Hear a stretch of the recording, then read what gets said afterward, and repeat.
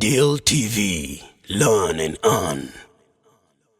Obukoko bulwadde oba enkoko endwadde n'ozijjamu n'ozaawula somewhere. Si kyangu nnyo obulwadde kutambula nga bwe zitambula, era bw'oba nga obulwadde bugenda kusaasaana weesanga bulina keegi butandikirako ne bugenda nga butambula mu keegi kati bwe ziba nga ziri ku ro emu eno bweti si kyangu nnyo ate kugenda ku ro ndala okuggyako obulwadde buba nga buli airborne nga bwa mu mpewo, naye buno obwa contact nga coccidiosis si kyangu nnyo ko okulwala nga ziva ku nkoko emu okudda ku ndala. So obulwadde bukendeera nnyo. Ekyokubiri, enkoko ya wansi eri akalimbo waayo zibeera mu kalimbo nga zitakula, obuvunyuvunyu obuzze biki kati kyangu nnyo nkoko okulya obukyafu eya keegi yo terina weesanga bukyafu terwala coccidiosis actually, kubanga coccidiosis ava mu kulya bukyafu. Kati coccidiosis kalimbo ye ayitamu buyisi n'agwa wansi. So chances ntono nnyo okuggyako wano wansi wano abamu ababreedingira wansi neloka baziza mu cage negenda mu cage nga ndwadde olwadde nga obulwadde mwebuli. So obulwadde bukendeera. Engeri gyosasanyamu omuliro ne cage enokuba nga bagikola nga cage ya broiler, kubanga obukoko buno buba buto nipo baziwanika ziba waggulu ne feeding troughs ziba walako. Kati enokuba nga olina provision nga olina feeding trough munda omwo mu cage munda n'amazzi gennyini nga obukoko busobola otuuka ku byokulya n'okunywa mangu ddala. Ekibuuzo kyange si mukigenzi tuterefu obukoko otugambye olina experience ennungi kituufu ogirina mu cages za broiler zo gyeziri era bwe ziba nga bweziri nungi okusinga nze atandika afunye bumu yange nenkola mu broiler oba ngende buterefu tunge which is the best? Kakati oba muddemu keegi za broiler gyeziri naye bw'otyagala faamu omuwe buli kimu ekiri mu katale omusi. Keegi za broiler ezina brooding enkoko zo weeziri, naye ogenda okulaba nga keegi eyo eri more expensive in terms of money. Nti keegi eno sometimes there are cages nga ziri adjustable ng'osoja adjustinga nebeera ne mukulu kubanga keegi babukola specifically bwakubroodinga. Kati faama atandika tosobola kuddira mwana gwe wazadde nga tandise okulya n'omuwa muwogo, olina muleeta omwagaza project n'agyagala mpola. Kati atuuka ekiseera okulaba kiri nga ye okusalawo teyeetaaga nakubuuza agamba I earn money from poultry n'okusinza kyenfuna can I go with that? No, kanjira nindamu. So akula n'omuwa exposure. Kati bwe bwoba otandise specifically nga bwe tuli wano bwe tuba nga ffenna tutandika birungi but I will improvise tukole broiler wansi tutekinge care bulungi. Bwe tunaagenda tukula ne tulabanga project tugenda tukula nayo we shall keep on adding. So twayanza sebo twogedde ku obulwadde bufa tubuziyiza nnyo nga tuli mu cage okusinga nga tuli wansi.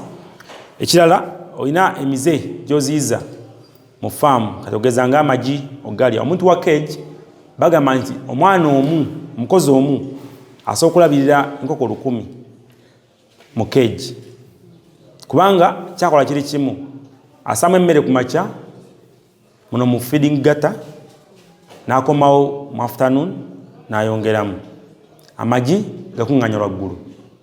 Tera kebera amazzi gayiise oba mwegali, amazzi gaba automated, amazzi bagasa mu tanka waggulu ne gatambulira mu mpiira ne gajja paka mu biriiro. Teetaaga londa amagi mu lunaku, ajja kujja ku ssaawa ze 10 oba 11 ajjemu amagi nga tewali nkoko n'emu eridde eggi kubanga tezikola ki tezigatuukako.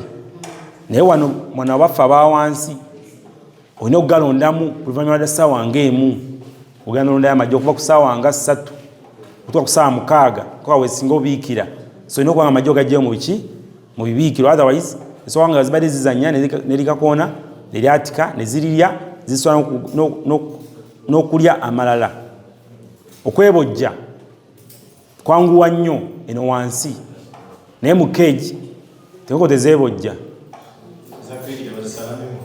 Bazisala emimwa naye zo si zangu nnyo kwebojja. Osobola obutazisala, nze ne faamu ze mmanyi zitasala mimwa, tuzine wakiso, naye n'abasala basala. So it's either way.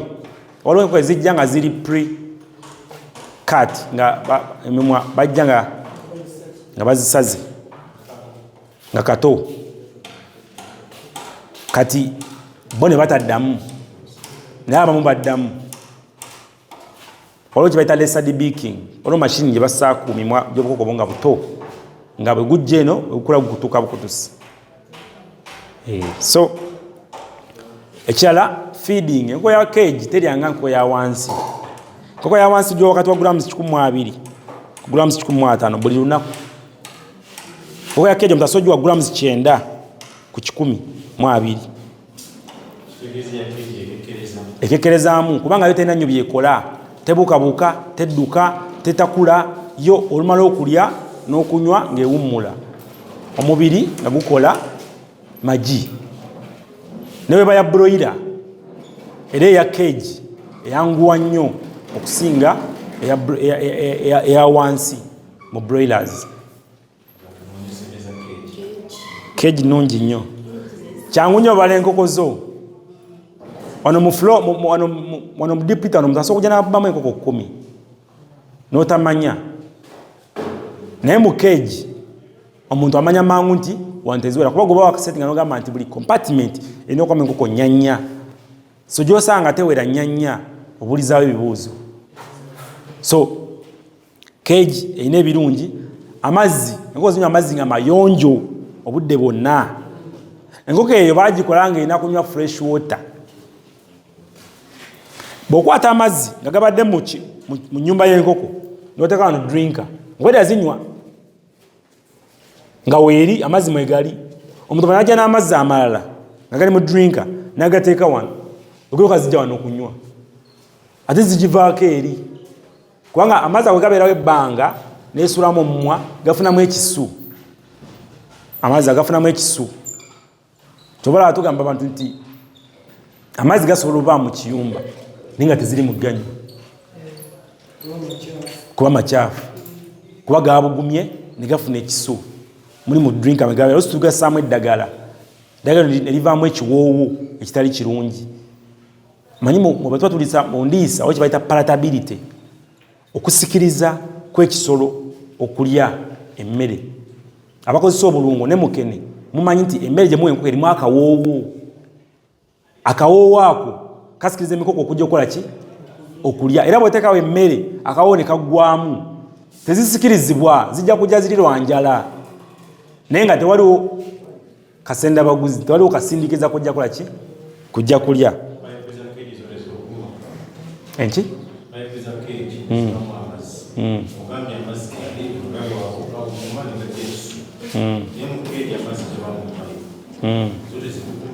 Tezibuguma. Tezibuguma eza cage vis-a-vis eza drinker.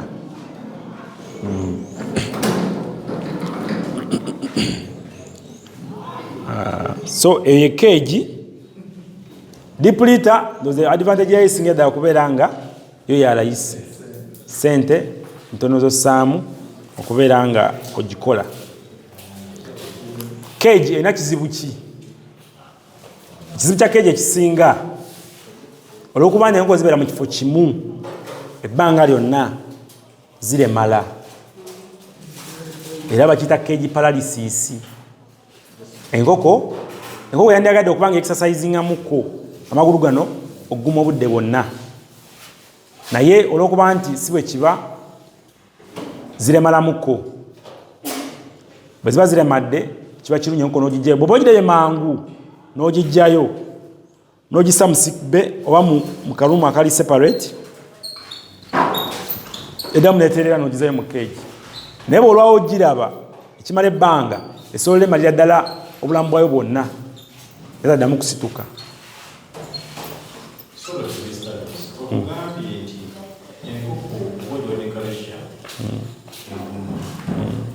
Nakati mbanga mazo kutegera ntika mu keji ya kulimala nyongera mu kalesha mnengo la times 2 oba times 3 oba times 10 mulichi to avoid kakati enkoko ezo zile mala tugamba nti ziba 10% and below 10% of the flock. So ku mutwalo gumu, actually 10% is high, ebera 5% of the flock. Ku mutwalo gw'enkoko mulamba oyinza okufuna enkoko nga 5 ezile mala. Tusobola okubanze naawe nga batuwa emmere y'emu nga buli kimu tuyita mu kyekimu. Actually kankuwa example ya somero, abaana basomera ku somero lyerimu bali emmere y'emu babalabira kyenkanyi, omu n'akulembera omulala n'abawakubiri omulala n'asemba. Kati ne mu nkoko kyekimu, mulimu eziyingiza kalishamu ne zimu abuzobinga bulungi, mulimu ez'omululu ezirya kalishamu nga mungi, okitegeera. So weesanga kiva ku busobozi bwa nkoko okulemala eri eziremala n'ate ziteremala zeziki ze nyingi, nti kwa 100% okulemala kubeera 5% of the flock. So disadvantage nese ekiramu muno kitiisa nnyo nti ziremala n'ogamba nti nkoko zonna zaalema dda, si bwe kiri. So simanyi bankuzeemu kalesha mchiro okukozesa tuwulira nti eriyo amazzi owa powder owa keeki kiwe ekisinga okubeera the best. keeki w'amazzi asinga okukola amangu mubiri gw'enkoko olw'ensonga nti amazzi bagabuzobinga amangu, omubiri guyingiza amangu amazzi okusinga emmere. Era kyova olabanga amadagala gandibadde g'amazzi agasinga naye agamu ga powder olw'okuba nti batikyewalika nga tasobola gaprocessinga mu liquid form, naye liquids ziyingira mangu mu mubiri gw'enkoko okusinga ebintu ebiri mu solid. Naye liquid calcium wa bbeeyi bw'ogeganya ne calcium owa powder oba ow'obuweke. Difference ebeera ku processing. Kyekitwala okukola liquid w'amazzi si kyekitwala okukola calcium w'amazzi si kyetwala okukola calcium wa powder. Kuba tulina powder, tulina calcium gwe tukozesa nga bajja bujja mayinja mu kirombe ne bagatwala mu machine negakuba negakurashinga ogassa mu form gy'oyagala. Lime oyagala wa buweke, oyagala wa powder, oyagala wa mpeke nnene. Waliwo coarse granules, waliwo granules obutini, twanga mwina powder, mwina grit, mwina granular, ebina bika bya lime. According to your experience, my question was about cash. What's the difference in terms of black calcium or liquid, ne calcium or powder? Ekyo nakyogera nene nnyo olw'ensonga liita emu eya calcium osobola gugwa emitwalo ng'ebiri n'ekitundu ng'ogenda kukozesa mils nga 2 mu kidomola. Kitegeeza nti liita eno esobola okutabula ebidomola bimeka? Ebidomola 5? Ebidomola 5. Kati kino ogiguza emitwalo 2 n'ekitundu, bwe banga 1000 mils ye liita emu, equivalent to that is 1 kilogram. Si kyekyo? 1 liter is equivalent to 1 kilogram, depending on what you're dealing with. If you're in powders or solids, it's a kilo. When you're dealing in liquids, it's a liter. Si kyo? Kati bwe kibanga kyekyo, kilo emu eya lime eri ku siringi 5, 500 shilling a kilogram of lime. Bw'oba ogenze ku lime ali advanced DCP oba MCP, kilo emu eba ku 4,000. Era sitire ba cheap ku oli wa bbeeyi nnyo, era bwe nzija kunfaamu yo nga weetaaga calcium nsoka ku advise mukozesa wa liquid for faster reaction ofune mangu feedback response. Naye mu week ngemu ba 2 nkugamba odde ku 2 eby'omu mmere ebya powder ebya solid.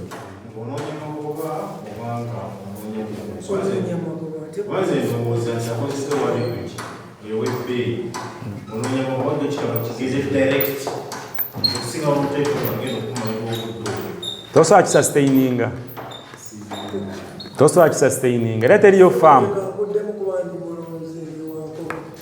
Buli lw'oteekamu ekingi ng'okiteekeddemu tojja kufunamu kubanga buli lw'okendeeza expense yo yekuleetera okufuna amagoba. Because kikola kyekimu lwakuba kikola mpola nze lwakuba ndi wanyama okusinga si kangateko ku kya keegi neyanza keegi erina ebizibu 2 oba 3 naye ekikulu ye keegi paralysis. Keegi paralysis okulemala kwe mbadde mwogerako ekisookera ddala tekisobola gwekukkiriza gwe nga faama okugenda ku calcium owa liquid olw'okuba gwe gweyagala kiri costly okumukozesa buli lunaku. Bwe kimala okuba costly bw'onaamukozesa ng'olemezaani tugenda kufiirwa so ojja kulanga business tekola at the end of the day ogifulume ng'ate tusurvivinga ku magoba ago nti gw'olina kukola nnyo n'ofuna ssente nga nnyingi fukola amagoba era bw'okola omulimu nga tofuna tuba ku risiki fe okuggwa. Kati tulina making sure tuprovidinga means okusigala ng'oli mu mulimu. Kati osigala otya mu mulimu bw'oba oli mu keegi tukugamba once in a while ojja kusupplementinga enkoko zo ne vitamin gwe bayita polyvit oba vitamin akyasinze mu concentration ya vitamin D oba osupplementinga ne vitamin D. Lwaki enkoko zino zoyina zisibeera mu kifo kimu tezitambula so kyobola bagagwokereko wali ofune kasana kwokya eddiba lifulumye vitamin D. Vitamin D oyo ye pathway eyambako calcium ne phosphorus okubeera deposited mu magumba ne gabeera magumba. Kati vitamin D bw'aba taliwo ng'olina calcium kiba kitegeeza calcium waali naye kimutwala mu magumba tekikoze ekiriiwo. Kati vis-a-vis mu keegi tulina bitunuulira bimeka 2. Kyovula omuntu wa keegi tukugamba nti bwayitawo ebbanga omwezi tolinda ngo okutandika kulemala nnyo supplementing ne vitamin D ennaku meka 5 ojja kikendeeza oyinza n'obutatuuka mu percentage ze bagamba nolabanga gwe bagamba oluvannyuma lw'ekisibiro gyemu enkoko 4 ziremadde n'oziteeka wali n'ozirabirira ne ziddamu n'ozizzaayo. Naye bw'ogamba nti okozese calcium gwe badde boogerako w'amazzi business oba ojja gifuna. Kyova olaba twafuna options nti waliwo abalina calcium ejjinja naye amayinja ago calcium waago ali wansiko ejjinja gyemuvudde. Kati omuntu akozesa calcium w'ejjinja tumugamba tekamu MCP oba DCP kilo nga 4 oba 5 mu ttani naye nga calcium watali mu kilo 10 oba bano abakozesa ow'Ekenya kubanga ow'Ekenya percentage zirimu ku wagguluko za calcium.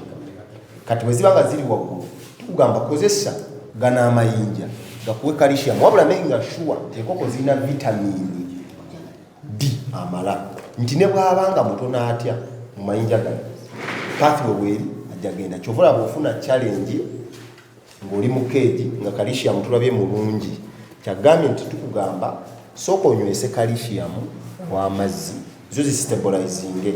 Bwe zimala stabilizinga kire kya absorption eya siro kinaasanga nga wano wakoze ekiwatere era ogenda okiraba nga bw'omaliriza ekyo bwe kiba kisigadde ntuga wa vitamin D akijjawo bwe kiba kiweddewo nodda ku mayinja go agalayisi era n'otambulayo emyezi emirala emeka oba emeka bwe kidda n'okijjawo tosobola kukozesa kintu kya bbeeyi ng'ate twagala maki bagoba tugenda kukyaya projekiti y'enkoko erimu ssente naye abaziraba be bazirimu wabula atazirimu oba oluma atya maama naawe ali mu broiler projekiti ya broiler erimu ssente naye yeetaaga kubala enkoko zonna zetaakola kubala singa gw'okakasa ekintu kimu nti obagayininga raw materials z'ogenda okukozesa yebbeeyo esooka.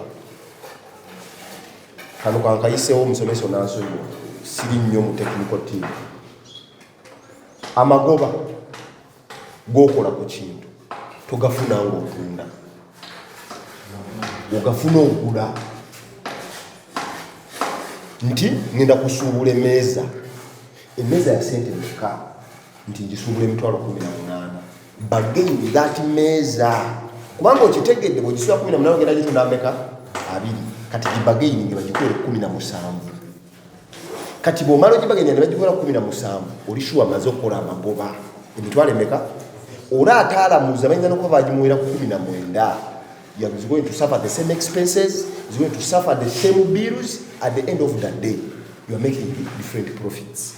Yali okagambe okusubula emeza terikola ki terikola, they don't work. Yet others are surviving in the same business. Nenkoko bwe ziri oli kasitazula nti nze bwe nkwata emmere yange bwete ekola kiro bweziti kiregwera mu ssente bweziti mu bintu byonna mu nkoko kyolina osooka okubeera ku sensitivity yakyo yekire wedde okutabula ya mmeka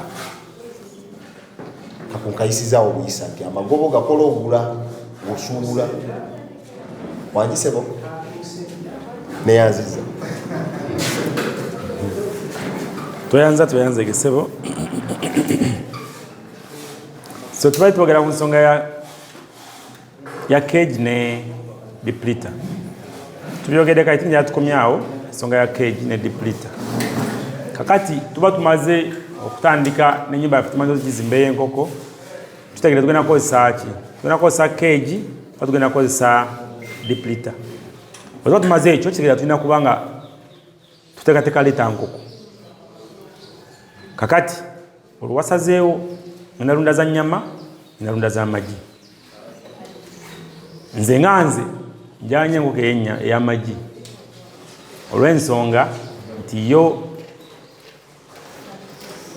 esobola okumpa buli kanaku bwetandika okubiika ku myezi 4 n'ekitundu oba 5 okumala omwaka mugumu n'ekitundu ngenda kuba nfunayo akasente buli kanaku kale kinkya ya broiler nti broiler yo tova mu buruuda n'owaleeya okukuuma kiri kyegamba nti olina kufuna sente buli kanaku olina okuba ne batches nga zisoba mu 4 waakiri n'omanya naweza omwezi ogumu naweza emyezi 5 oba 6 naweza emyezi 10 oba 12 nawo neza omwaka nga gumu n'ekitundu nemanya nti emba zino zifuluma waliwo eziyingira kati awo oba tojja kufunako ku kaseera lwe bajja kufaamuyo okusaba amagi nobagamba siina kubanga oba ne batches eki ez'enjawulo kakati nawa broiler naye yandibadde yeetaaga ekyo naye kitwala ssente nnyingi si kyangu nnyo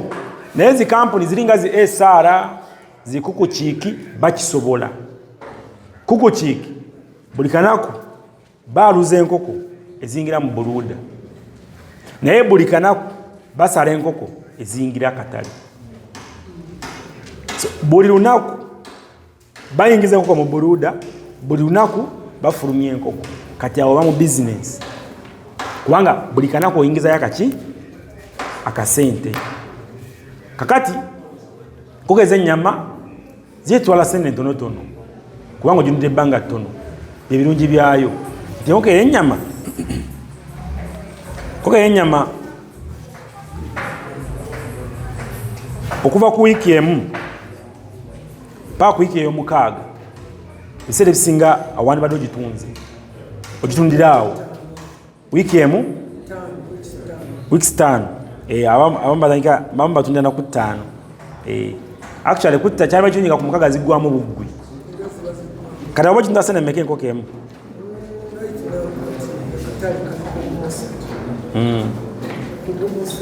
gumu 3 olsel ekituufu enkoko eno eya weeks 5 mukaaga mutuufu yandibadde eggweramu omutwalo gumu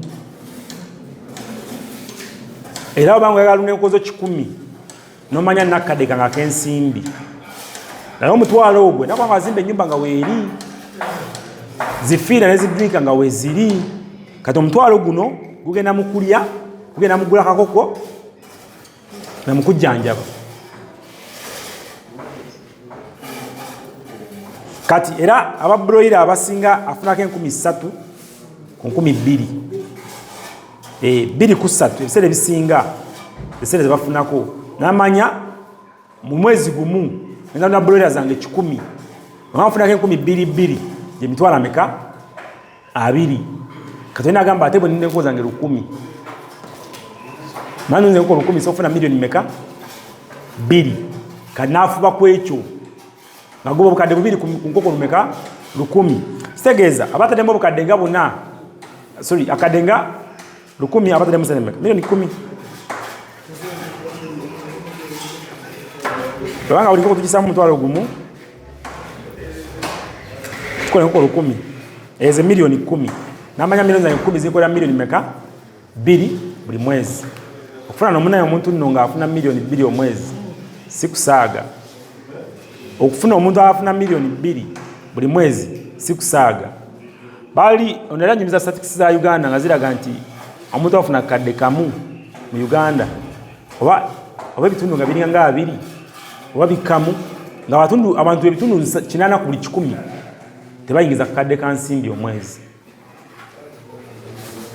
so kitegeeza nti batwana omulimu nga gusobola tukolera milioni 2 buli mwezi tuba tuli ku muki tuba ku muki Broiler kufa abatatunda wakaliro kyekola kirungi nti kyo weeks 5 oba mu katale n'omanya nafunyeeko kino n'enfisaako wekiti nateekamu kino neefunako wekiti naye wejji alonda naye alyagala ate nawe olyagala nakubuulira lwekitaliika ate tojja kutuulaawo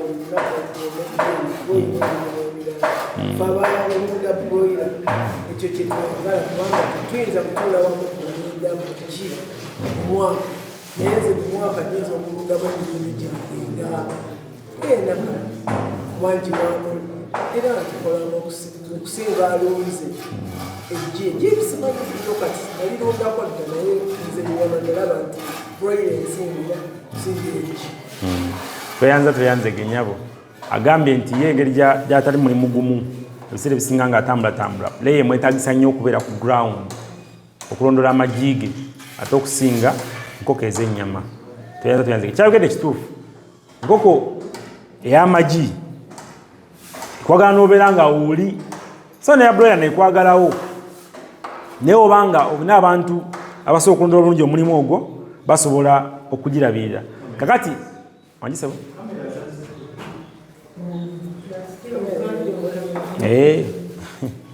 okay so enkoko nze ekyanjagaza nga broiler ng'omanya mangu nagifunako basigifuneko nkoko y'amagi osobola okugigula enkoko nga si nnungi onogirunda emyezi 5 kwena kitundu etandika okubiika kati wemanya enkoko nti n'abanungi oba si nnungi getandise kola ki okubiika ng'amagi tegavaayo bulungi of course kale waliwo bitundako nemabega mu kukula okulaba ngeri gyezitambulamu gyezisaako obuzito gyezigejjamu nogamba enkoko zino si nnungi naye era abatonatu okukiri ekinyusi zinagaana kubiika nokugamba enkoko zino si nnungi so yetwalamu kaakadde ate yaleeya eryamuko akasente naddala mu stage ya grower okuva ku myezi 2 kitundu 3 4 kitundu enkoko eba erira ddala emmere ng'ewera bogegeranya neya broiler so eyaleeya yo yetagamu kakasente ate enkoko yo sente zazo zirina okubaawo si byagamba mu njagenda mpaka seka mugira muziwaawo ku kasooli omukalu kanjira njiya sente nedda enkoko zirina emmere erina obaawo naye woze naye nga babikuwadde emmere nga yo eri ku sowaani enkoko y'amagi yo emmere ejagala kubanga ne bw'osulamu wiiki emu yokka nga togiwadde byetaaga kulya kigikosa obulamu bwayo bwonna nkuyandikukire 90 ebike 80 oba 75 oyagambe tize bika 90 omugambe tekisoboka nze nga tezituukangayo keeyo naye nga olina ebirungo byotazikola ki byotaziwa so natandike ku stage eya brooder kati tumaze okumanya ngenda yita nko ya magi ngenda yita nko ya nyama nkola ntya sookera ddala okunoonya kampuni wona gy'enkoko eriyo kampuni zitwamanyanga edda ezalinga wano ziyuga kiiki zibiyinzika webali naye kati akatale oba oliawo kagaziwa muze muyingiramu ebitongole ebyenjawulo kampani yaffe nkoko eza broiler ezireeta okuva e Kenya n'okuva e Tanzania ekyo ajja kyogerako bwe naabanga mumadde omukisa nkoko the old chick So kakati ey'ennyama zo nabagambye ebitongole amawanga eziva awo tulinawo full force kubanga tuzinamu amaanyi mangi nnyo ezo ez'ennyama. Naye bwe mmala okutegeka ku kyumba kyange olinoteeka buluuda. Buluuda enkoko ezaffe ennansi zibuludinga obwana bwazo. Buluuda kyeki oba buluding kyeki? Buluding okulabirako kaakato akazaaliddwa okalabira okajjamu ak'olunaku olumu, tebiina science. Kati butya bw'okalabirira kye bayita brooding, nti gw'okawa emmere kuba tekalina maama, gw'okawa amazzi tekalina maama, gw'okagaana ogenda wacaafu kuba gwe maama, gw'okalabirira n'okawa ebbugumu. Enkoko zaffe ziri zabubikkanga, enkuba ne bulaba ng'ejja ne buyita ne butuulako, enkuba n'etonya n'ekya nga bukalu. Kati wano byonna gwe bikola ki? Bw'obikola. So buluuda kalumu akali special ke tukola nga kakulabiriramu obukoko obwo obuto.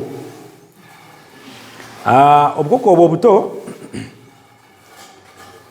omaze okufuna ekitongole muno yagambye oluusi oba olabye akalango ku TV kampuni tunna enkoko n'ogendayo n'obuukinga. Bw'otandika bw'otyo obuukinga otandika mu buluudayo tegeka, otandikirawo okufuuyira. Kampuni ezimu zigamba tujja kukola enkoko mu wiiki emu, mu wiiki 2, 3 kusinza ku ki kye bagambye. Naye zaffe za wiiki emu eza broiler. Leya sinza kaseera k'oba otuukiddemu. Osobola otuuka leero enkoko ziba zibulayo ennaku 5 zijje ne tukuwa ennaku 5 n'otwala enkoko. Zisobola otwala omwezi. Ezeebolizo zinamu dynamics. Kati ebiseera nga bino konzibu kubanga amawanga gali gasinga otambuza enkoko gakubwa olutalo olw'olumu olwa Iran ne America ne Israel. Kati ngama kata zimu basinga otambuliza enkoko, Kata Airways, aba Brussels abo abatake. So tafunamu ko challenges n'entambula z'enkoko naye enteekateeka ziri mu kukola okukola enkoko ng'ejo zijjamu. So mbadde manyonnyola nti tuteeka buluuda yaffe tutya. Buluuda tugiragira okubanga eri sacula nga yassaako nga neetooloovu mu Luganda. Lwaki? Twagala oziyiza amakoona mu buluuda. Lwaki amakoona tugaziyiza? Enkoko bwe ziwulira ebbugumu nga terimala, nga ziwulira empewo, ebiseera ebisinga zitandika okunoonya owe zineekweka okunoonya ebbugumu okufuna ebbugumu. Kati ogenda mu nsonda ngaawo ne bwekukumaawo ne bwetuuma. Kati bwe bwetuuma akamu ne kerippa kalala akali wansi akasooseeyo kajja kwati kakyalina nki mpewo, kalinawo kasiza. Kati kafa kye bayita suffocation oba ekiziiro. Kasoofa ekiziiro. So gikola nga yasacula mu fomu. Buluuda nena challenges. Abantu abamu bagamba okukola buluuda. Buluuda kye tugobamu bwe bunyogovu. So si mpewo. Oli agamba saba koko bufuna empewo, nedda empewo bo bulina ogikola ki? Ogifuna. Empewo yebubeezaawo. Naye kye tugoba bwe bunyogovu. Kubanga obunyogovu butta. Omuzungu ayita killing. Obunyogovu butta enkoko. Kakati tulina okufuna ebinaleeta ebbugumu. Abantu bakozesa amasigiri, abantu bakozesa balubu, abantu bakozesa ebyoto.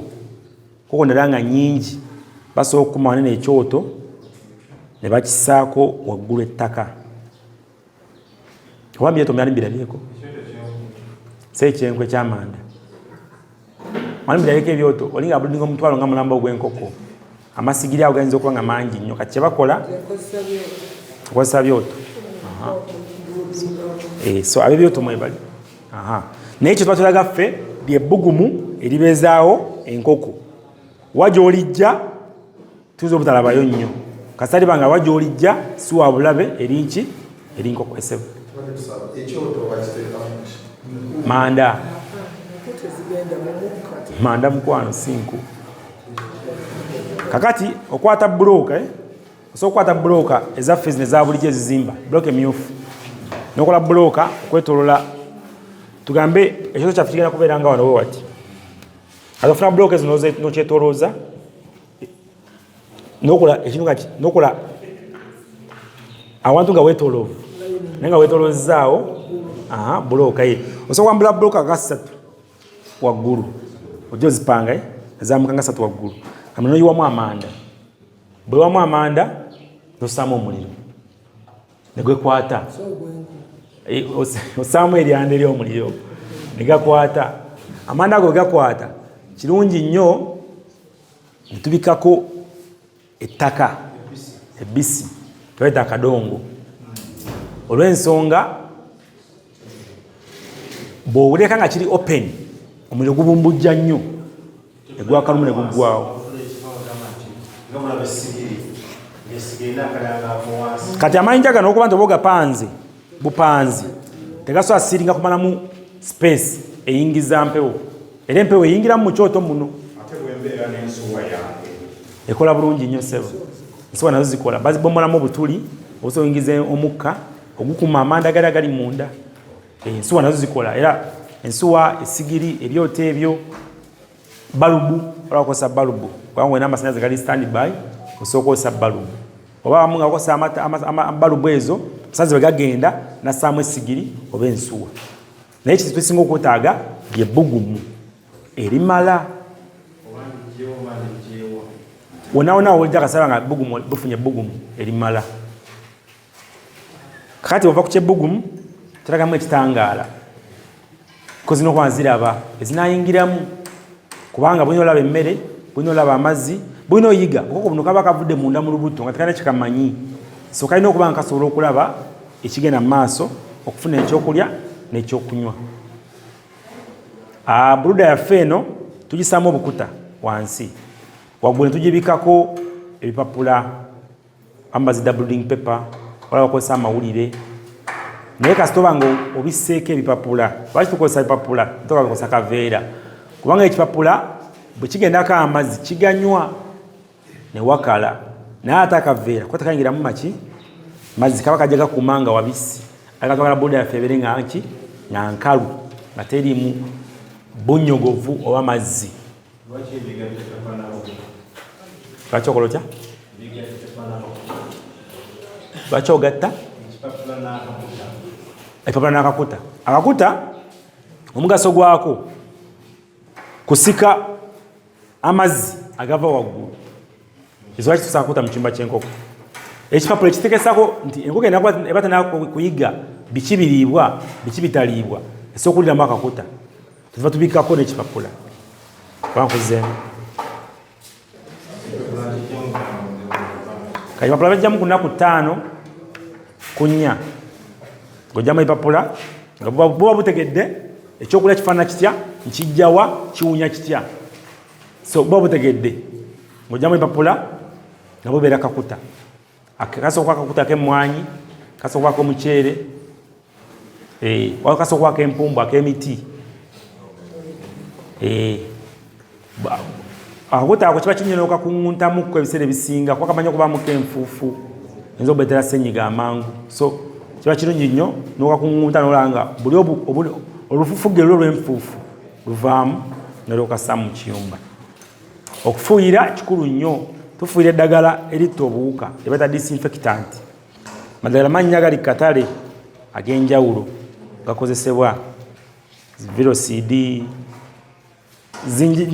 madagala mangi kasaba ng'ofunye disinfectant nga nnungi Biosafe Norokilins mangi ofuya zonna ziyingizaamu kubanga ogezaako kutta obuwuka obwandeese obulwadde ng'oyingizawo obukuko. Bukuko buno oba buto nnyo nti wa lunaku lumu nga bw'olabirira omwana gwe bakazaala yandibadde engeri gy'olabiramu obukuko buno nga twaga nti gwe maama gwe taata akola jiki asobola okukola naye lwaki oba okozesa jiki oba oba olina jiki n'eddagala lyosobola gifuna so sometimes tumweraliikirira nti jiki nga bw'omulaba nti omuyiwa ku saati esobola okuvaamu langi. Jiki is meant for surfaces tugeze mu binaabiro mu bifo bye twali suubira okuba nga bikyafu naye si mu surfaces awali ki enkoko kyova jiko tosobola mufuuyira mu kiyumba ky'enkoko nga mweziri ajja kuzeta alina side effect ku nkoko. It is not meant nkoko, so tusobola mukozesa okilininga ebirala naye newankubadde atta obuwuka naye ate alina side effect ku bulamu bw'enkoko.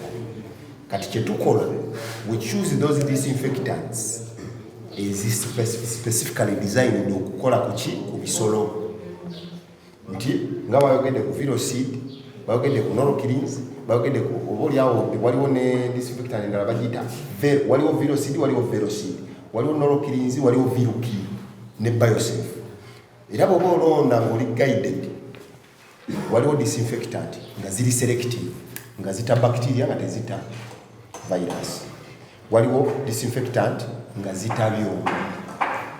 So when we are guiding you tukugamba nti you choose a disinfectant which can kill both virus and bacteria.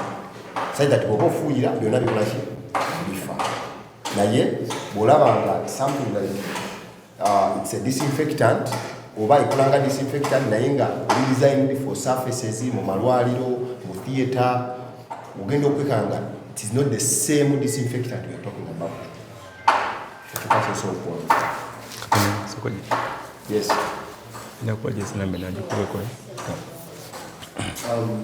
Bateja katono nnyo. Tata wange namulabye ayagala nnyo okutambulira ku mulembe. Ndowooza ayagala nnyo okutambulira mu mulembe bintu nga sibya tayagala kiddako. Would I be safe if I recommend him with using Ditto or Amazon? Now that is okay. Ditto or Amazon? Ditto is good, but me, I stand here to inform you that Ditto, so okay to look, go for a pharmacy. I need a disinfectant which can kill both virus and bacteria. Obo bagambe njagala kino kusinzira ku kyowabudwa n'omusawo ekirungi. Sometimes you go for Ditto ofuna obuzibu because bafama bano beebuulira. You may ojja kola ekintu nga kituufu naye fama gambe tolaba wakozesa Ditto twagamba walina kukozesa disinfectant nti bagiyita batya. Kati kiba kirungi n'obeera mu bangi kye balina ekikola. Kyova olaba kugamba nti disinfectant oba okozesa virosid, virukil, that is okay. Bangi bakoze eki bagimanyi ne bwofuna ekizibu fama naye yakozesa virukil, yakozesa virosid, nange gwe nkozesa. Asinziira wabule. Kyova fama bwakukyalira bw'oba olinawo ekintu nga takimanyi kimukalubiriza okukuwabula. Naye bw'abanga ekintu ekiri ku faamu yo akimanyi kyanguwa. Sometimes you call a vet n'atuuka ku faamu naye ng'omuwabuzi omulungi ye neyibawo omulunzi kubanga ye enkoko akola ki azisiiba mu kyova tuba twagala okozesa ekintu nga tekiri complicated nnyo mu sekita. So Ditto mu malwaliro mulungi biki naye you may find so hard okusanga omuntu ng'alina faamu ng'akozesa Ditto. Awe sabato okuwongo okuwulidde nti bannange maduuka bwegaki agatunda ebintu by'ekisolo n'ebisolo byaki ge malungi gegalinga amalungi olw'ensonga agasinga obungi gakolanga no. Sometimes ebintu biri bibiri bw'okyama ku pharmacy waliwo ekifaananyi ekisooka okusiigibwa because so ayimirira wano nenga togenda wagungu ekyo musango. Naye singa nzija mu pharmacy eyo nze impression gyenfuna sobola okumanya nti kyengenda okugulawo kirungi. Lwaki kugula ku vaccine nga tolina standby? Amasinzi bwe gagenda okikola otyo. Oyina vaccine mu fridge si bwe kiri, tolina standby generator. Amasannyalaze bwe gagenda, how do you keep that vaccine? Nga te vaccine erina kubeera mu temperatures eziri below 7. How do you? Nze nkimanya bumanya nti vaccine oba eri safe oba teri safe, it might not. Storage busherebuziza engeri gyenzira kifaananyi. Wabula nze kugamba nti bw'oba ogenda you can look for viruki, you can look for virosid because they are tested and they are good nga disinfectant. Naye so akugamba nti togijja wano, Yes, thank you. So mbale mbagamba nti ebbugumu kulu nnyo, amazzi amayonjo, amazzi amalungi gakubiri. Ekyokusatu yempewo, fresh air n'okuba ng'eyitamu muki mu broiler yaffe. Ekyokuna ye light, ekitangaala kubanga bulaba bulungi. Ekisembayo yemmere, okubeera nga busobola okutuuka bulungi kuki ku mmere nga mweri. Kakati ebbugumu, enkoko zennyini zisobola okulaga nti ebbugumu lingi oba ttono oba liri erimala. Abamu balinga bagamba thermometer biki naye tebiri applicable, si byangu kukozesa. Ekisinga obukulu y'enkoko yennyini, enkoko ekulaga etya. Enkoko eba mu kiyumba kyayo mu broiler yayo, tugambe eno broiler, n'obusanga wano nga waliwo essigiri wano, n'obusanga bwetuumye wano ku ssigiri wano nga bwetooloddewo, kiba kikulaga nti buwulira empewo. So bugezaako noonya ebbugumu teva busembera kuki ku ssigiri oba ku kyoto. Bwe banga broiler yo nga eno yensuwa oba ekyoto oba essigiri, naye nga obukoko budduse bwekwese eno ewasemba nga budduse okuva ku ssigiri, they have run away from the heat source, kiba kikulaga nti ebbugumu lingi okusuka ku lyerina okuba. Naye singa obusanga nga ku ssigiri weebuli, ku feeding trough weebuli, nga buli even distributed mu broiler, nga buli wamu weebuli, buba buzannya, akeebase, akabuuka, akalya, akanywa, kiba kikulaga nti ebbugumu eryo likola litya, limala bulungi. Ebbugumu eryo kkulu nnyo. Kakati majja tugende mu kuleeta akoko kaffe. Buweekeera. Buweekeera ne wala naddala broiler zikikola nnyo. Manyi broiler yo erina kye bayita heat stress, osobola ogikwatako ng'eyokya. Naye era zo ziba zaagala nnyo awantu nga wannyogovu, kubanga nabagambye nti kiri kibanga kyuma esaako ennyama mu bbanga ttono nnyo, so omubiri gwe guba gukola nnyo nnyo nnyo nnyo bwe guvamu ebbugumu eryo. Enkoko zikona ku ndiisa mbi. Wangisebo omuliro tegulina nnyo effect ku kukona. Omuliro bwe guba mungi busobola okufa, kubanga mu kuweekera kuno kwa Gambye kaba kavaamu amazzi, kasobola okufa. Yes, bwe bakutwala essaawa eno mu kyuma nga kyokya, kisobola okusikamu amazzi n'okala n'ofa. So dehydration nga bwakyogedde olulimi olutuufu. So naye nga ekikonya, kubanga okukona kitegeeza butakula, ekikonya ndiisa mbi. Emmere bwe tabamu birungo bikuza nkoko ejja kukola ki? Ejja kukona. Kakati naye amatugende kakoko kennyini, bw'ofuna akakokoko olunaku lwe bakakuwadde, biki by'otunulako? Waliwo akakoko ke bayita akalungi n'akatali kaki kalungi. Ako akalungi ke kaluwa n'akatali kalungi ke kaluwa.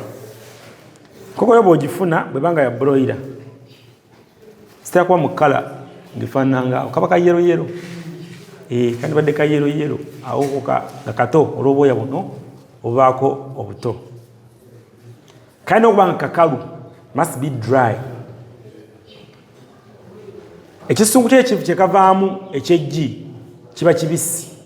Kati enkoko ennungi bw'emala okuba ekisungu ekyo n'ekivaamu erina okukala, naye nga terinaako wantu wonna wabisi ku yo. Eyo enkoko ennungi. Enkoko eyo eba n'ekirira oba ekkundi mabega wano, kalina okuba nga kakalu, kaba kakyali akabakaba we kali, naye tekalina kubaako kintu kikakwatiddeko, tekalina kubaako. Era bwe kibaako omanya nti enkoko eyo gyendi mu kutwala si nnungi, kubanga bwe kibaako waliwo badde bayita E. coli, butta nnyo obukoko obuto. Obukoko obuto obwo edda bwe twabanga tuli mu kyalo, enkoko yalula abaana nga 12, naye bujja nga bufa mpola mpola, naye nga tebabulidde, ebisolo nga tebabulidde, naye nga kafa. Ekyabuttanga sebisinga yabanga E. coli. kubanga ebbwaliro lyembagambye libeerawo wano wava akalira wano wekalulira wano oba wali fresh kati nokendako mu kifo kiyonjo nga kikalu munaku nga 3 kunnya kaba kawonye era nga kasiirinze ne kakala nga tewakyaliwo bbwa naye nze nsanganya nko ku faamu ng'ekizita bulwadde obwo ama buta salmonera abala buta ecolai obulwadde obwo kawuka kayita mu kawundu kano ne kayingira kasita kayingira enkoko ebanyi kye bayita written air sac enkoko bwezaalibwa munda muli ebamu n'aka obanga kayite kaki kabanga kenda kibanga kyenda like an intestine katereka emmere enkoko esobola omala ennaku 4 nga tenalya naye nga weeri the old chick can stay for 4 days without dying of hunger kubanga akantu ako kagifiidinga okumala ennaku 4 so bwe kaggwamu abantu balina okuba nga basirinze bulungi kakati akawuka ako bwe kayingira enkoko kagenda nekekekawo mu air saaka katevaawo mu nnaku 4 kati bwe tavaawo yerwaza enkoko negitta so enkoko yaffe yandibadde nga teriiko kalira konna konna kakyagiriko nga nkalu ekirala akawako okebasa wansi ku mugongo gwako you make it lie on its back ako akali active kabukayo mangu olukebasawo bwoti kabuka bounces back very fast and then stands on its legs akalamu obulungi nako kakanafu nokebasa bwoti ku mugongo gwako kasigalirayo bwe kati kalambadde ogenda okulaba enkoko si nnungi enkoko yaffe bwejja tugiteeka mu buluda yaffe tusaamu amazzi gaffe amazzi agenda okuba mu gulukosi lwaki gulukosi awa amaanyi okuva gye bubadde buvudde gye babwalulidde okutusana ku faamu okubeera nga kafuna amaanyi aganaabera nga kasobola otambula okutuuka ku mmere okutuuka ku kulya naye omubiri gwennyini okuba nga gukola bulungi bwe tumala tuteekamu gulukosi oyo tumuwa essaawa nga 24 n'omugyamu bw'omugyamu omuwa bu vitamini buno bakola nga bakoko buto bu glucovit bu chick formula obwo n'obuwa osobola wiki namba bu chick formula kuwa kokoko kaba kamaze bungi opiikinga okuva mu stage eri kubanga obogezaako kawa ebirungo byonna ebiriisa ebyetaagisa enkoko nga nto tuziwa pellet oba crumble lwansonga omumwa gw'enkoko ne guba gukyali mutono. The beak is still small when the chick is at its early age. So we give them the crumble or pelleted feed to enable them eat faster or to enable them eat quickly. So tuwanguyizaako bwanguyiza kulya. Nebo nakawa mash emmere y'olufufuge kajja londa emirundi ng'ena akakoowa okulonda ngene kawummule. Ekirala pelleted feed tuba tulowooza nti erimu ebirungo byonna ebyetaagisa enkoko ento. Enkoko erina ebirungo eby'enkoko ento gye bayita chick formula gyeri. Ne wabaawo eya grower weeri. Ne wabaawo eya finisher. Formula ezo zennyini nkulu. Formula ya chick mu broiler etambula okuva ku wiiki emu paka ku wiiki ey'okubiri. Formula ya grower wiiki ey'okusatu n'ey'okuna. Wiiki ey'okutaano tubeera mu finisher n'ey'omukaaga. Bwe tuba mu leeya tulinamu chick ya myezi 2 gumu kitundu ne tugenda mu grower ya myezi 2 teeza gye myezi 4 kati wano tugenda mu kyebayita pre-starter myezi 4 kitundu.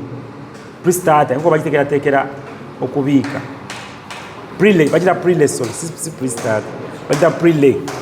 Pre-lay emmere gye bagiwanga bagiteekerateekera okubiika okuva ku myezi 4 paka ku myezi 5.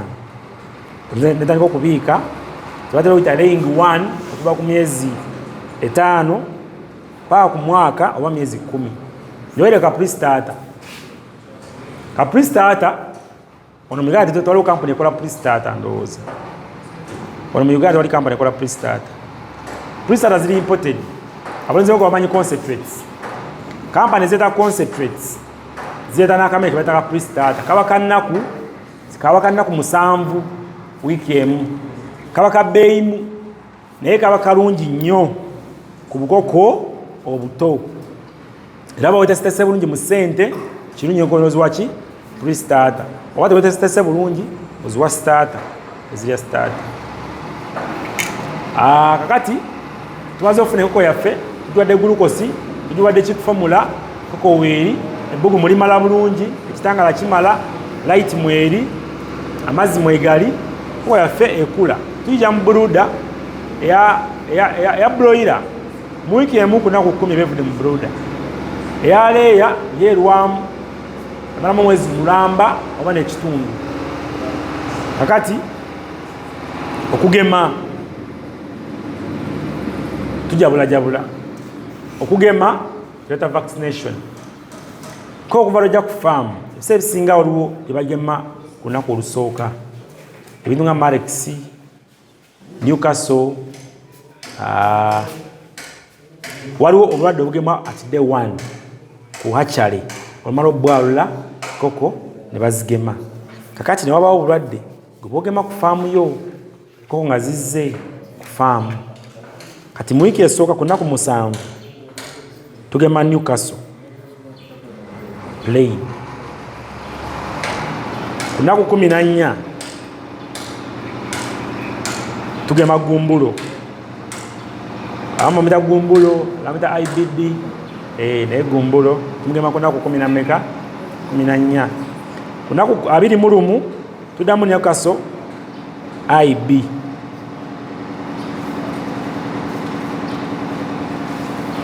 Newcastle IB tumugema ku nnaku 21 weeks 3.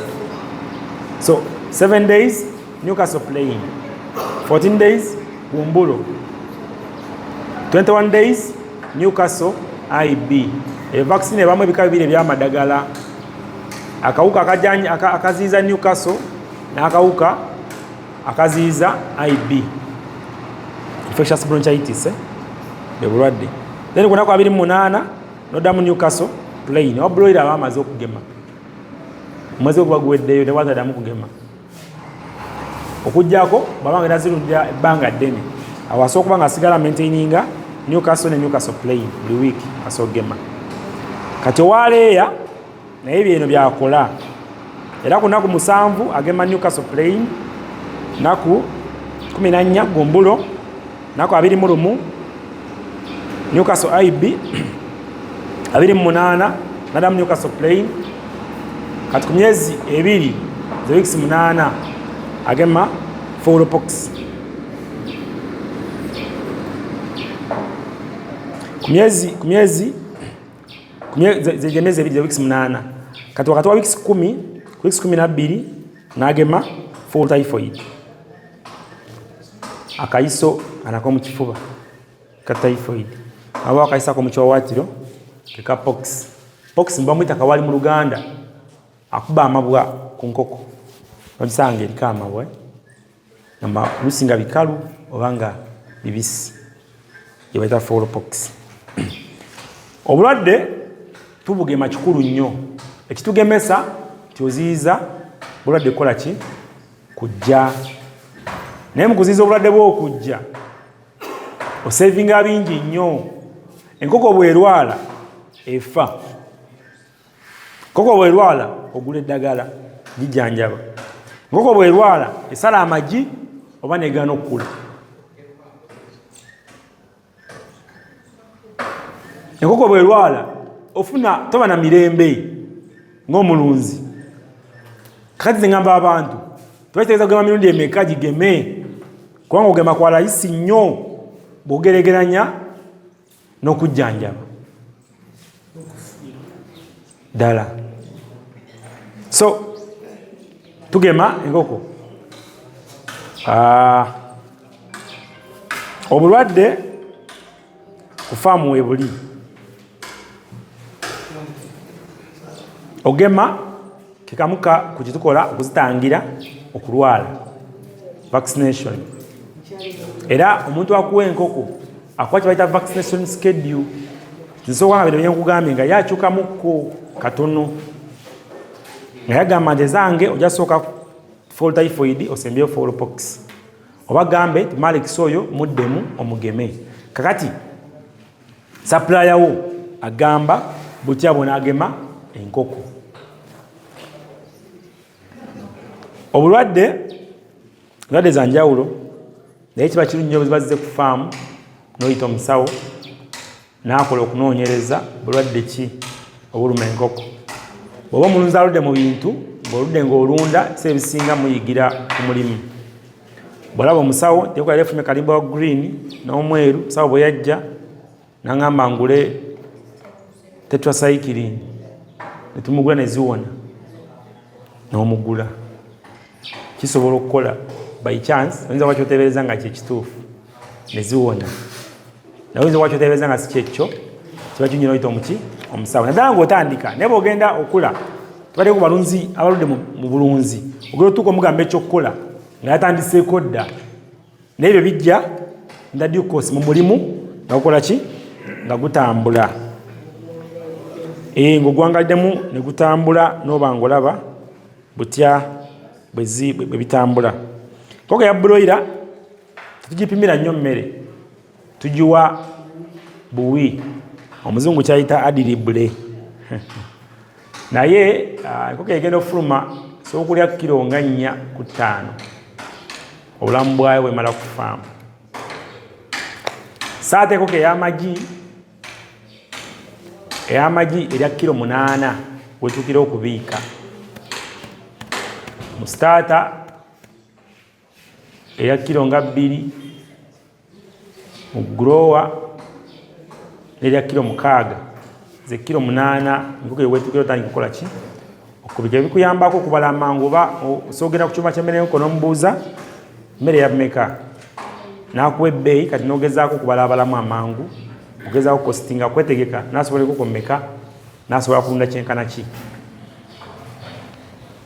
Enkoko ez'amagi zibiika okuva ku myezi 4 n'ekitundu, ze weeks 16 no ze weeks 18, from 18 weeks paka ku weeks 8 ko nga zibiika.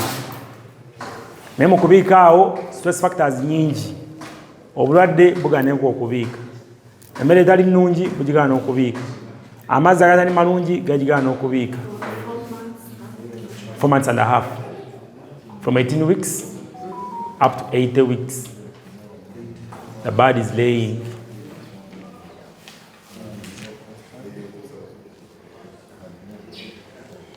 Laying ku 6 months awo, myezi 6-7 enkoko eno tutukira ku piki yaayo. Of course zitandika ne girimu 2, 3, 4 gajja galinnya, naye ku weeks 28, 32 weeks around there enkoko eno obiikira up to its peak. Kati peak okusinza ku breed gy'oba ofunye, endabira gy'ogirabiridde bye bigiwa peak ennungi oba embi. Nalabako enkoko ezabiika paka ku 95% of laying. Naye abalunzi abasinga batera kubeera wakati wa 85 ne 95% depending on the feeding, on the management n'ebirala. Obulunzi bw'enkoko nze nabagambe enkoko ey'amagi ekuwa ssente buli lunaku bw'etandika okubiika. Ate oba ng'ena floko gy'olinawo ku faamu eyanguwa nnyo okubiika, eyanguwa nnyo okulabirira zino empya ezizze. Bw'oba ne flokes 2 eno esooka eno yeemenya, era nga tonaba kutunda floko esooka, nga tonaba kuleeta floko yakubiri. Floko esooka eno okuba nga weeri togitunda gijjawo, kubanga bw'ogirekawo yekuyambako labirira ziri, naye ofuna amagoba matono naye nga ziziriisa ziri eri, tekikumenya nnyo mu nsawo nga alina floko emu. Njagala kuyita bibuuzo, alinayo ekibuuzo yenna akimbuuze. Kyalo omuyita muga tuli mu kuwindinga, tumaliriza muyite omukyalo oli. Ese Saba ku demonstrating ndabako ekiyumba nga bwokyogedde olushiokubantusala kubaolweno emusentinge so katugeze emera kuzimba kano kekasobyaka so kiina kubanga kiri mu layini y'omusala nti guva eno gudde eno oba kina kuba kiri kinakuba bwe kiti nsala guva eno gudde eno kinakuba bwe kiti guva eno gudde eno esebo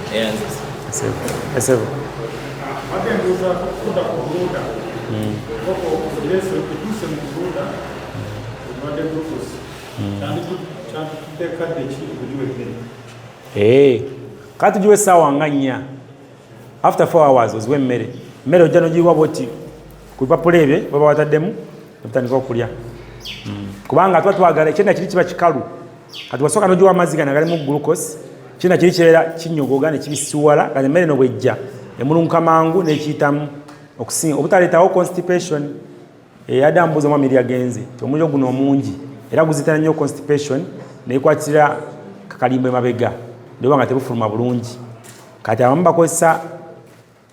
bakozesa either butto oba wetaleeta vet paraffin kyekisinga okuba recommended ojja n'omutonyezako bwoti ku drinkayo ne bunywa vet paraffin oyo alinga butto kati agonza ekyenda in case nga kiganye okugira okola ki okutambula okuba nga kifulumya kalimbwe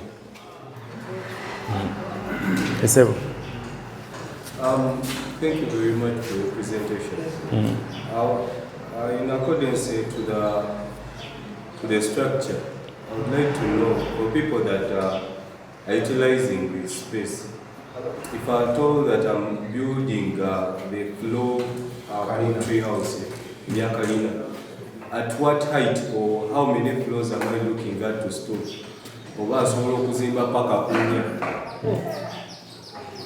I think you can go as far as 3. Naye as long as osobola okuwa the best is 3. Naye kasitoba nga osobola okuwa 10 feet like in between the walls ziba zijja kuba obulungi enkoko. Esebo. Ekibuuzo kyange kigenda ku mmere fix. Twagala tubuulireko enkoko erya how many grams? Enkoko enkulu ey'amagi erya grams 12 badde babaadi. So enkoko 10 zirya kilo 12 12 babanga ya deep litter.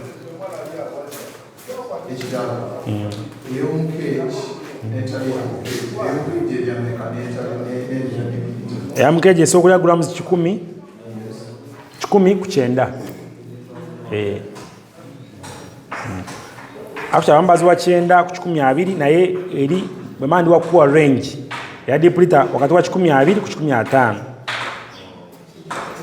Deep litter 12 ku 15. Cage 9 ku 12. And that of the broiler. Broiler muchi. Feeding. How many grams per day? Tetuzipimira nnyo twanadegambye nti tetuzipimira, we don't limit them. Naye nagambye nti obulamu bwayo tugibalira kilo 5 kunya kitundu ze balina okulya in the course of 6 weeks. Buli emu.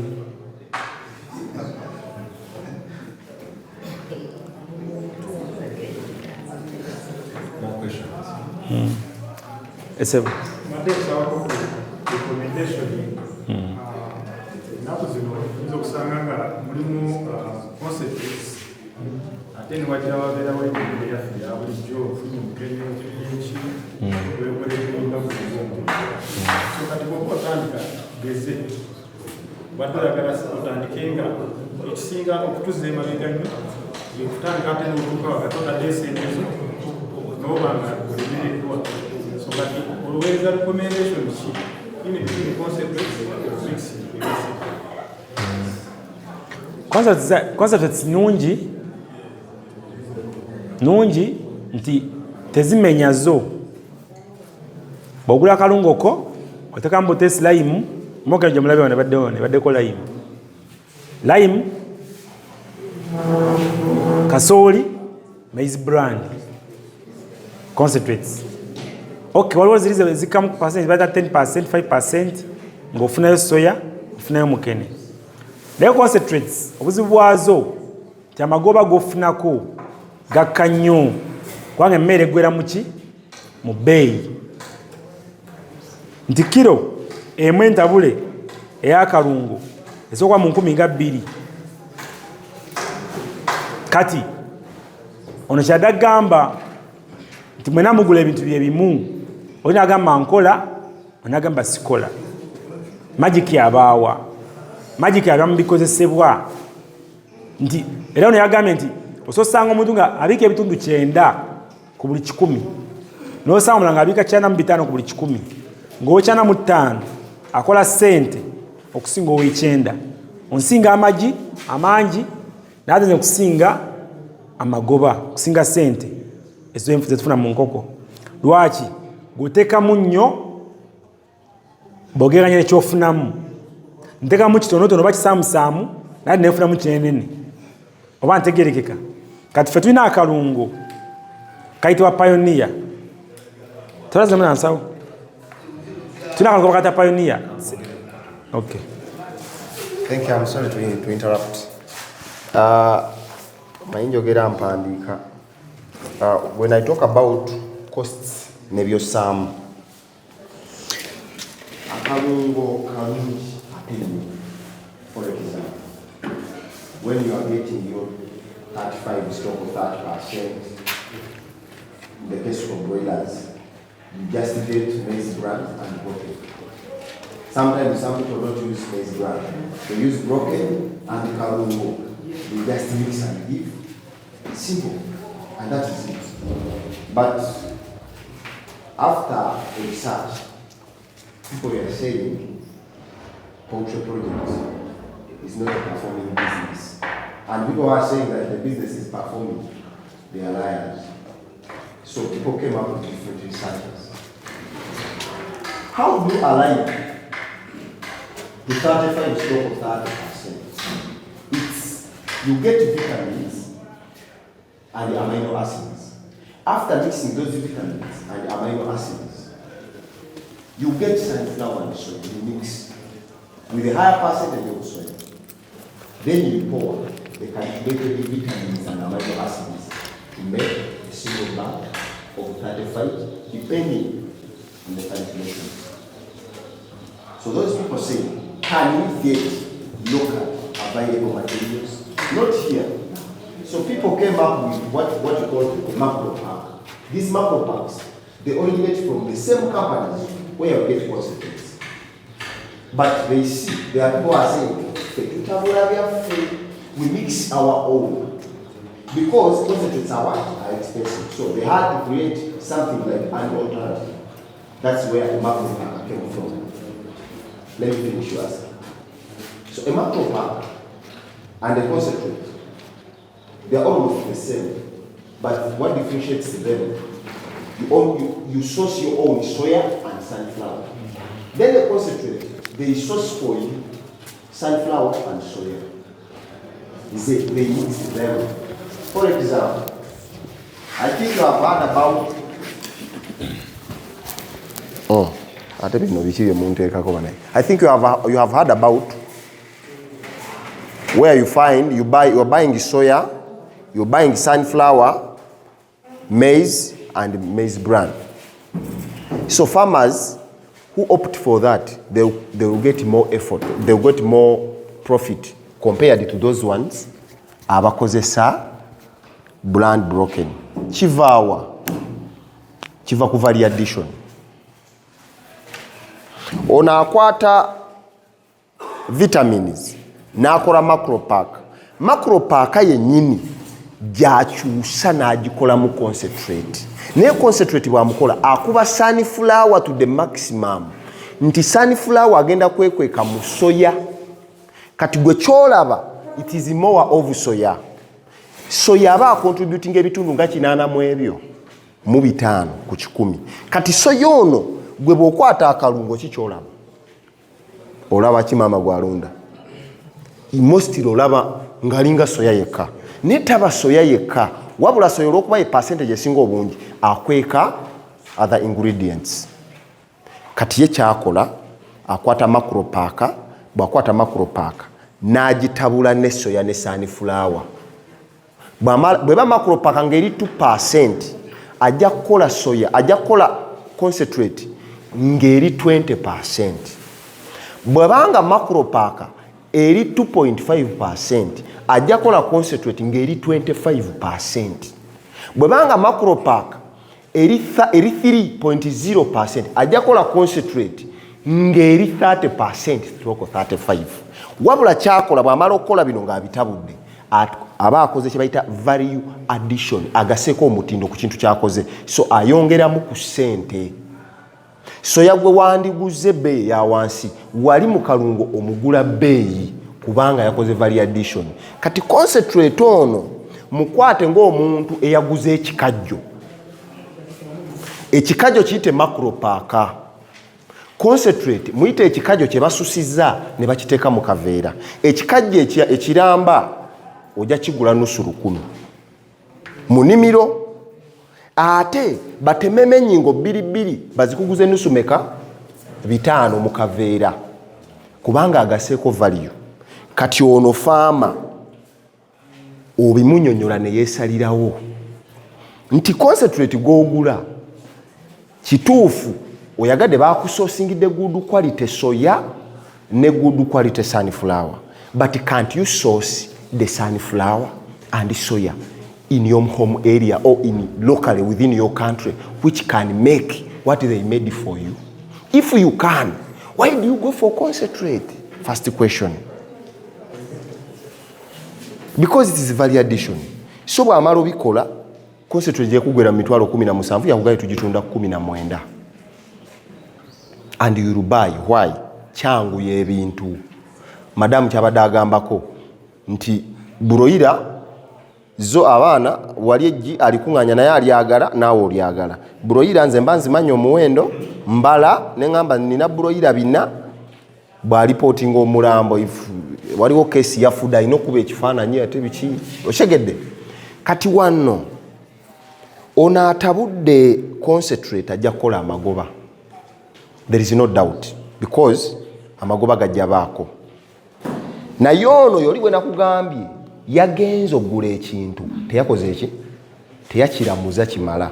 Kati ono atudde n'atunuulira macro pack eno n'agamba yes, this is a form of a premix.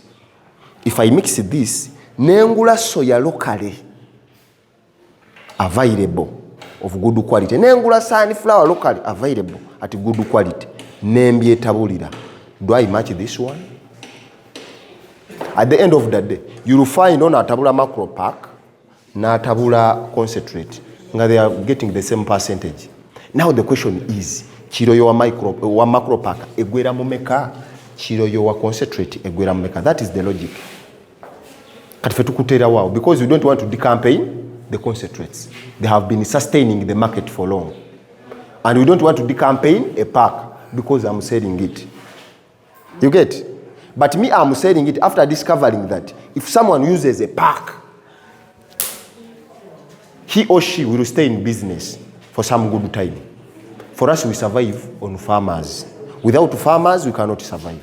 So you have to make sure that a farmer is making a meaningful profit on what you are giving. That is why we came up with a macro pack. This macro pack, we shall give you a macro pack, whether for broiler, whether for layers. You go, you source your own soya, but with the guidance from us that if you are buying soya, don't buy raw soya. Raw soya is this soya from garden to milling. That raw soya is not good, but you have limited time. What I can talk about it, that raw soya contains trypsin inhibitor. That trypsin inhibitor inhibits your bird from absorbing fully the nutrients, the proteins from soya. So what we do, we advise you to go to buy a de-oiled soya. De-oiled soya, they heat when they are getting cooking oil from them. They heat up to the temperatures above 38, but below 40. Because when you heat this soya above 40, protein is within soya, all of them will be denatured. They'll be destroyed. So you feed something thinking it is soya, but they are useless. So you must heat, but with a considerable temperature measures to inhibit the effect of trypsin inhibitor. That is why always we recommend the oiled soya from factories. So this is soya when you source soya and sunflower. When you mix soya and your sunflower, now you are making a concentrate. Then when you add maize and bran, you are going to the other side. For example, let me tell you something. This is 2.5. When you add the soya and the sunflower before maize and maize bran, when you add the soya and the sunflower, already you have a concentrate. When you get a macro pack and you add the soya and the sunflower, you have already made the concentrate, your own self. Only that because they are not calculated, you may not know which percentage now am I on. You get it? Because they are not calculated. So that is why sometimes we tell farmers, go for low percentages, 5% and below. It will reduce the cost of money or the cost of input within the ingredients. That one, when the output is high and the concentrate, the output is high, when you go to the market, you have already made the profit before selling. For example, our macro pack broiler, you may calculate it, it will end within 1,600 kilo mixed feed or 1,800 mixed feed. That is Pioneer Macro Packer 3.0. Then when you go to other companies where you mix a concentrate, it may end within 2,050 or 2,000. Now when you are mixing a ton, and I'm mixing a ton, I'm saving already 200,000 Ugandan shilling. I have saved here in mixing. For you, you have more 200,000 Ugandan shilling. More input, I have saved 200. So at the end of the day, when we mix, how many tons are we mixing? So when you mix, for example, the big farmers, when you mix 10 tons, I'm saving 2 million, you are saving nothing. So we go to the market now to sell our broiler. So me, I have already saved. Nze nina kenkozeshi? Ken savings. Nga gwe tetunaba kutunda kati nga tugenda mu katale. Enkoko yongo gitunda gumu 3 nga nange ngitunda gumu 3. Nga gogamba byatambudde bibi. Sinusanga ngamba ki? Tya munaye tukola. So at the end of the day ojja gamba. Those people are deceiving. Poultry is a scam. But poultry is not scam. If it was a scam, it wouldn't be here. Poultry is just growing within Uganda. We are just moving at a very high speed because people are earning a lot of money from poultry. If you check in East Africa, Uganda has a very fast poultry project which is booming at a very high speed. Everyone wants to invest here. Because our poultry sector is moving very fast. So, in other words, we are looking for market for our own eggs. Because sometimes we produce eggs, because for us we don't eat eggs. If you are visitors in Uganda, we produce a lot of eggs. But we don't do what? We don't eat. Compared to what we produce. But for broilers we eat. For broilers we eat. So, when you compare the two, that is the situation. Kati bobo yagala kuteeka mu sente, mukulunda, ngero yagala ofune. Wetaaga otuula okole ki? Okalikyuleetinge. Kubanga bw'onaaba tokalikyuleetinze, ojja kudduka mu mulimu. Era macro pack, Pioneer si eri ku katale yokka. Kuliko macro packs enki? Endala. Zonna zajja to solve the same problem. A farmer ng'amaze okutuula n'abala ebintu bye, tajja kulya gy'anaateekamu ssente nnyingi. Kata w'osangira faamu ng'agamba mutabula bingi, nze kandye 20. Otegedde? Waakwata ensawo 4 ez'akalungo, n'akwata brand broken n'atabula. N'abawo enkoko. Omulala n'agamba lindako. Kano kagwera mu mmeka? Toyingiranga formula nga tosoose calculatinga. Kiro ewedde okutabula. Ng'amaze okutabula. Egwera mu mmeka? Awo we wali ekinyusi. Era buli sola sanga omuntu akozesa 10%. akola amagoba mangi okusinga owa 20, keeping other factors constant. Omuntu akozesa 5% akola amagoba mangi okusinga owa 10, keeping other factors constant. Omuntu akozesa 3% akola amagoba mangi okusinga owa 5. Lwansonga emu, yagenda neyegulira soya ku bbeeyi eriko, n'agenda neyegulira sunflower ku bbeeyi ekoze eki eriko. Kati wano kiba fixed, bapricinga concentrate ono kusinzira ku bbeeyi yaliko nga bagula soya gwe banaakola ki gwe banaatabulamu. Era era ezisinga tezikolebwa mu soya.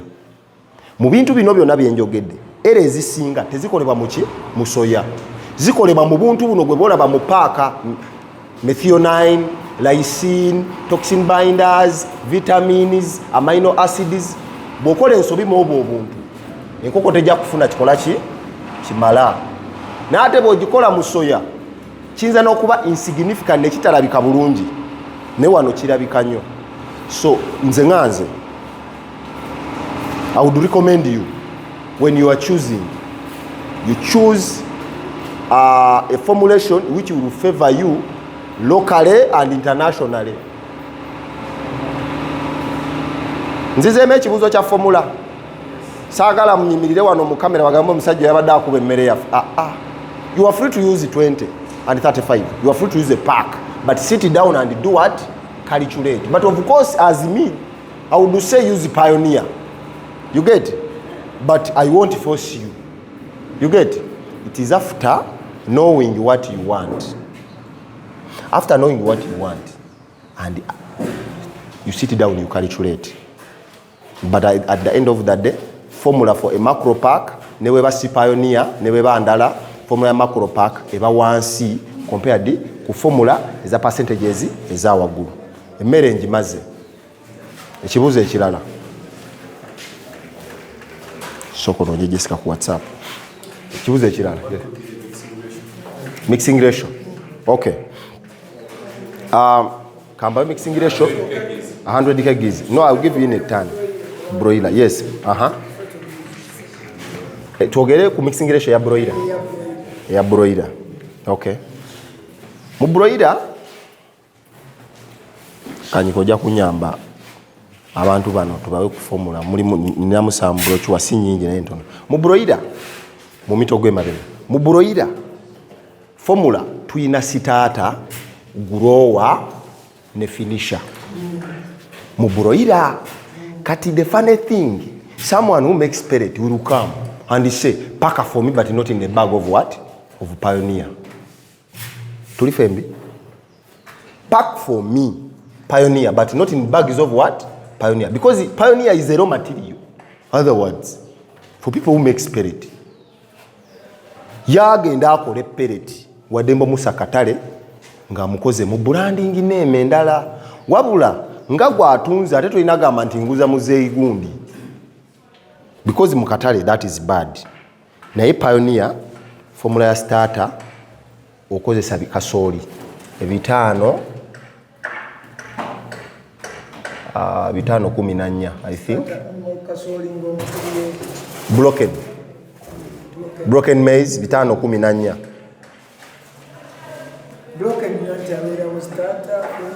Andi kati starter bwe ngamba nti broken mu starter phase from 1 week to from 1 day to 2 weeks to 14 days. Yes. So mpeko kama. Hey. Kati no. Mu starter broken ziri 5-10. Maize brand ziri 10-10. Soya ziri 2-10. Sunflower ziri 14. Pioneer kira 3. Lwakuba nti lero tetufunye mukisa era mbetondera. We do have a whiteboard here, naye ndowooza tetufunye whiteboard but twetonda. Naye bobo calculatinga formula yo ngwagala kumanya emmere kyogitaddemu okwata kilo zino n'omanya buli kilo eri katale nti kasooli mugula meka nti wa 1400. Tulifembi n'okwata kilo 5 10 n'okubisaamu 1,400 n'ofuna toto. Tuli fembi byonna n'ogenda ng'obikubisaamu okusinziira ku bbeeyi eri katale. Bw'omala ofuna omuwendo gwonna kubanga guli mu 1,000 n'ogabiramu toto y'emmere yonna 1,000 n'ofuna kilo entabule emu egenda mu meka. Ekyo bw'omala okikola ku kalungo ka Pioneer n'okikola ne ku mmere endala eri katale. Bw'omala okikola ku mmere endala eri katale nayo n'ozuula kilo entabule egwera mu meka. Ekyo bwe kimala okuggwa manye ekisigadde eba performance. Kuba waliwo olw'okugamba kya layisi naye nga mu performance kiki si kirungi. Mu performance either ojja kufuna alina experience ku mmere gy'oyagala ogendako oba gwe kennyini ojja kuleeta enkoko bw'oba oleese 4. Kati nga maama ono bw'aba aleese 4 nga mulunzi oba 3 ajjako enkoko ngaaga. Abasajja bano aba Pioneer sijja kulinyayo na bigere bimeka 2 nyinza ogwayo n'alinyayo n'ekigere kimu n'akwata enkoko aga n'azirisa Pioneer endala n'azireka ku mmere gy'abadde aliisa. At the end of 35 days ajja kuba asobola okujajinga wano na wano wawe nkolera. Don't go for something just for formality. Balina okunyonyola lwaki okola ki okigendako. Kino okuba cost effective ate nga kirungi. Kubanga ebintu ebiri cost effective ku katale nga ate birungi ku ebiri. Newankubadde kuliko n'ebibi ng'era bya layisi. Abaganda bagasibulya ekimasamasa nti oba mu katale bw'ogenda mu maduuka ag'entu tugeze waliwo abaama basaplayinga soya, waliwo shinani mulundira eno naye kati eno tetuyinaayo. Naye bw'okola order oli wa Ntebe tulina omwami ali eri Kitende ku kisaawe bamuyita Richard amulina ng'okkirira boti waliwo drug shop ng'ogenda kuyingira ku express waggulu ng'oyise Kitende ku ssomero alina Pioneer waffe. So tuli mu kuteeka branch nti Kajjansi n'ogenda e Kitende. Yes, naye tuli mu kunoonya the best location. Si ku stop over oba ku ttaka jangu je St Mary's Kitende bw'otuuka ku St Mary's Kitende ku kisaawe kya St Mary's ekyo ekizimbe okkirire bwoti ngadda ku express totuuka ku express oba ogirabaawo wano waliwo amaduuka waliwo pharmacy drug shop balina emmere yaffe era be bagitunda be batusaba bwejente eyo naye tunoonya ku Ntebe road wetusobola oteeka branch ng'effe balinga buli omu teriwo. Naye bw'okola order because you have people in Ntebe tulina abantu Empala balya Pioneer tulina abantu Kawuku balya Pioneer ffe twetika omugugu. Yes, that is good. Era when we sit and I advise you ojja kakola bw'okola order ya Pioneer kati ffe omugugu gwe tulina bw'okola order ya Pioneer because we know ba agents tebali all over ne bw'oba Rwanda we deliver at our own cost. Oshegedde nti alo njagala ensawo 10 eza Pioneer nti ye if you need 10 bags we pack them whether you are in Mbarara whether you are in Kisoro we pack we load it to the bus we give you the number we pay they just bring it to your farm. Yes mami wanje enchi esimu zange ujolaba esembyayo 06 nesembyayo 4 zange personally 06 yana teriko it's okay naye nga ne bw'okuba 06 then zine zisigadde za office jolaba ya esooka n'eyokubiri za office but when you call them still you get me. Awo malirizawo okubawo kati bw'otunuulira formula ezo zonna kweziri you can compare with other formula oba other formulae. When you compare bakita compare and reach to reality you will get to know what you need vis-a-vis what is the reality. Omanyi waliwo ebintu bibiri wabawo kyoyagala ne kyeweetaaga. Kati Pioneer oba omwagala oba tomwagala omwetaaga because at the end of the day you need profits. Profits oba oyagala oba toyagala ze zikutwala mu mulimu gwonna. Ne Kasirye Breeders wali wano. The main issue why Kasirye Breeders established this to change the mindset of the community, but at the edge or at the end if he doesn't make the profits we are talking about he won't sustain this farm. This farm cannot sustain here, it cannot be sustained here without making profits, isn't it? All of us, we are looking for profits. Kati nze bwe nkuyamba ne nkulyako akatono n'okola, you will stay in business, whether you want or not. Another question. Yes, sir. Enamba yange eri 075 65 07 06 0751 65 07 06. Then MTN 0776 22 50 40. 0776 22 50 40. Chikomeko Jorem. The manyagange Chikomeko Jorem. So even when you are placing your orders are still you can give Kasirie breeders your orders, because if it's your immediate person, mumuwe order tukola naye. Era orders bwazifuna atutegeza butegeza nti eno bataddeyo orders amwe za mitwale na. We just consider mitwale na yaba atutegezeza. So when you can reach us direct, it is still fine.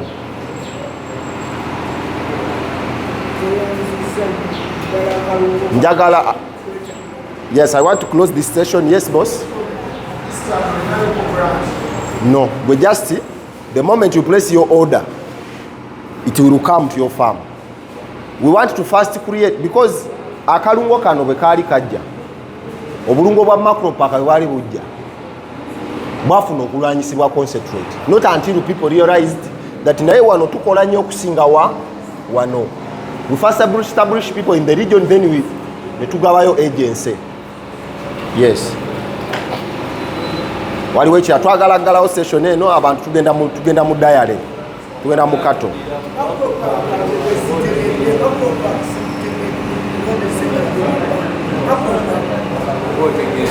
Macro pack. It is a pre-mixed feed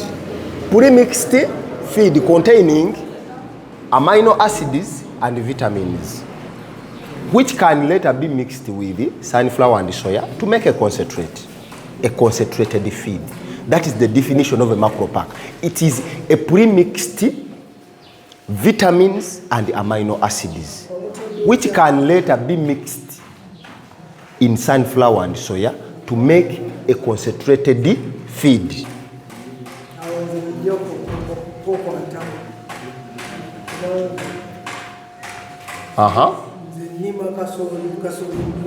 Yes. That is okay. Nekwata nja kukuyamba buli kimu kijja kutambula bulungi. Any other question? I know these ladies, they don't hear Uganda. We are going to have a very short session in the local language you understand better. Yeah. Any other question? Ekibuuzo ekirala? Bwaba tewali kibuuzo, we are closing this session. With your company, you only sell Pioneer, or you also sell these other things, the brand and what that is not in this? Okay. So, thank you. Okay. Because we know that sometimes farmers may fail to source good soya and sunflower, we sell them. Sometimes we mix for farmers. Farmers atenze bintabukako omanyi soya oyo yanemerera sonaga ate n'abaana ku farm sikola ki? Ate soya zibu okutegeera omulungi. Kakati sagala mbagambe nti soya ono mubi. Go and source de-oiled soya.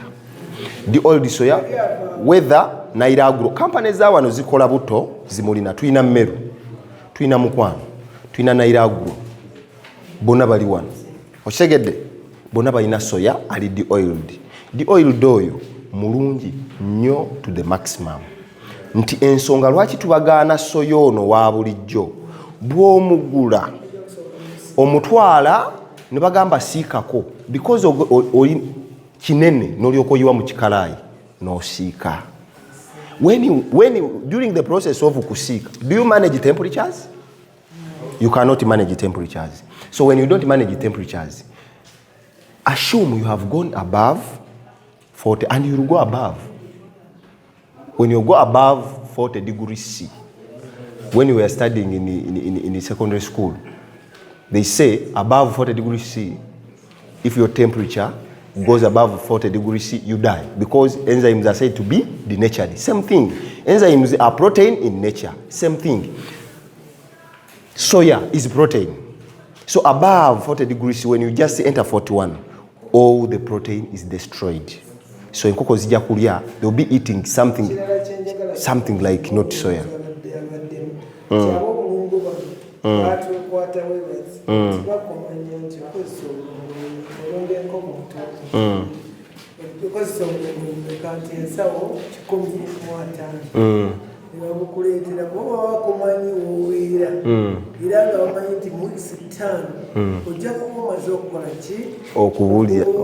Yes. No zibawa. Okay. Kakati. Formula eri bweti.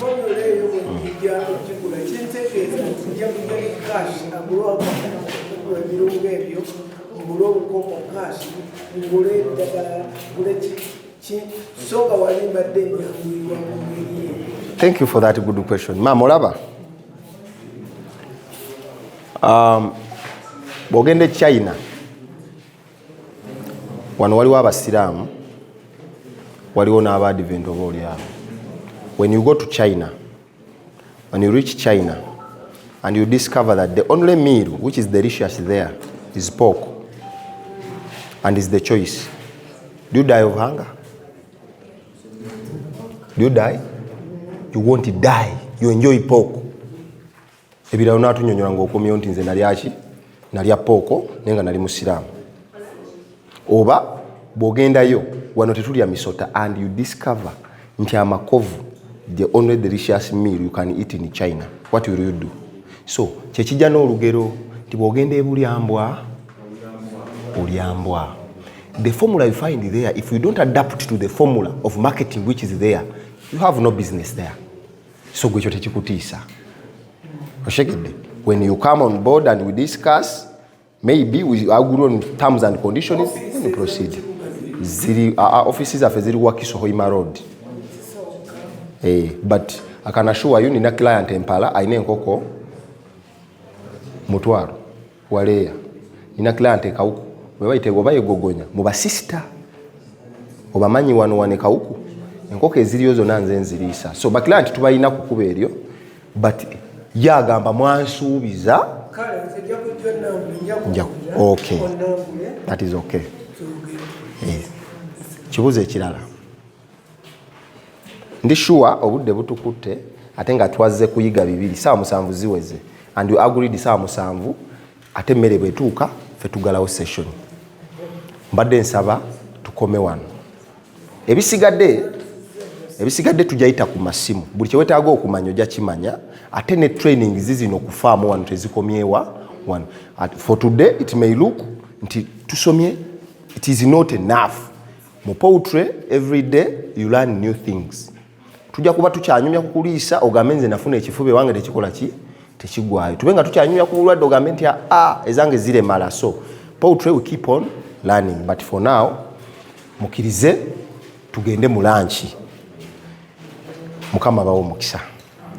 Excuse me. Yes. So we are going to be communicating with you and the Explorer, the group that we are in.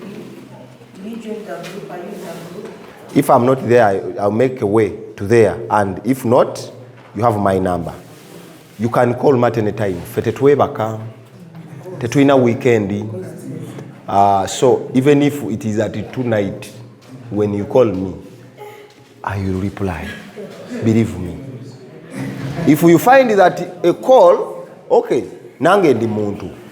If I sleep and I don't hear your call, phone zange ziri ku WhatsApp. Just say, I called you at 2, but it seems you are unable or you are unreachable. In the morning I will call you. You get? But at 2 I'm available. Thank you very much. Deal TV. Learn and earn.